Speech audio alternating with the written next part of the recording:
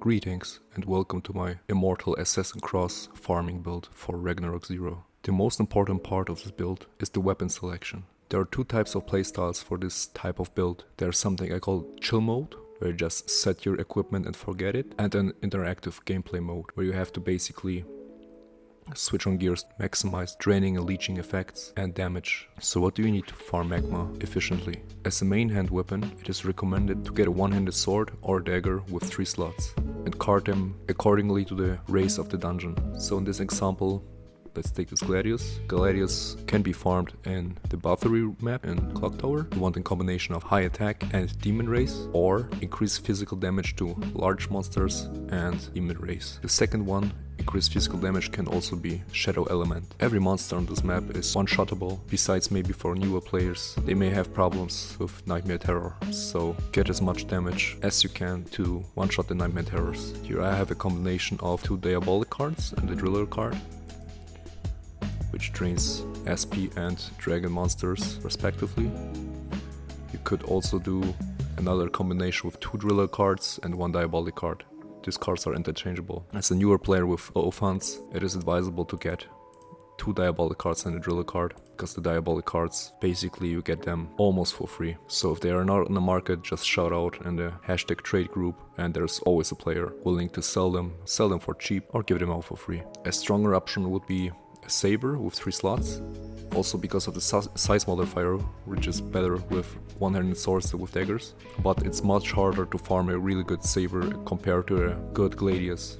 For the offhand weapon, you always want to go with the Solar Sword.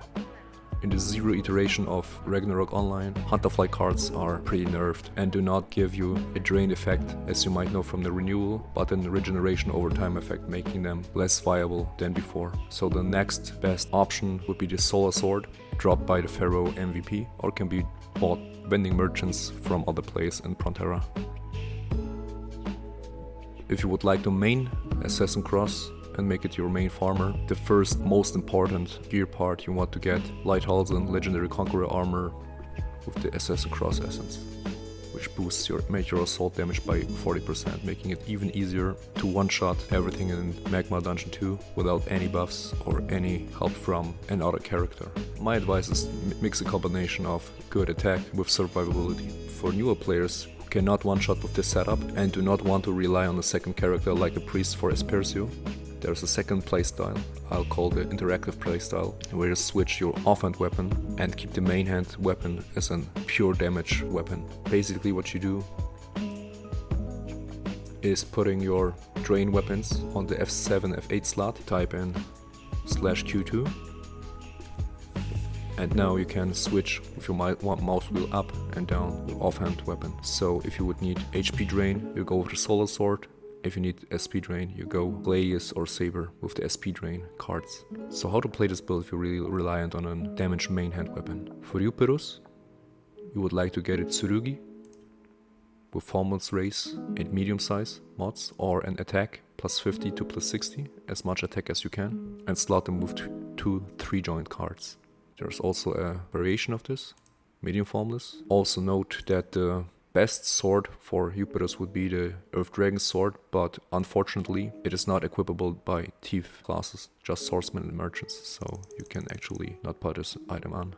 How about Magma Dungeon? If you don't want to rely on a priest or another support character or any buff foods, there are a variety of weapons you can choose as a main hand weapon here. The first one would be a double hull Tsurugi. Just get the highest attack and shadow or demon monster modifiers, and just card them with 2 Centaurian cards, which are extremely cheap, which are vended from 100 to 500k Zenny. Another option would be to get an Holy Elemental optioned MVP weapon vended by another player, like in this case I have an Assassin Dagger, which is naturally a Shadow Element weapon, but was dropped with an Holy Element option, so this option overrides the Shadow Element that is naturally on the weapon. Another more rare weapon is the Doomed Excalibur, Doomed Sword in Heim Castle 2, which also comes with random options, and you can also input a Centaurian card on the Strauf card, or something else you might see fit for this type of weapon, which is also a nice weapon for Stalker, who copies and preserves Bowling Bash, and can also one-shot with Bowling Bash in Magma. with this weapon. If you have questions regarding this build, feel free to comment under this video and message me at DarsG. Thanks for watching, take care, stay safe, see you in the next one.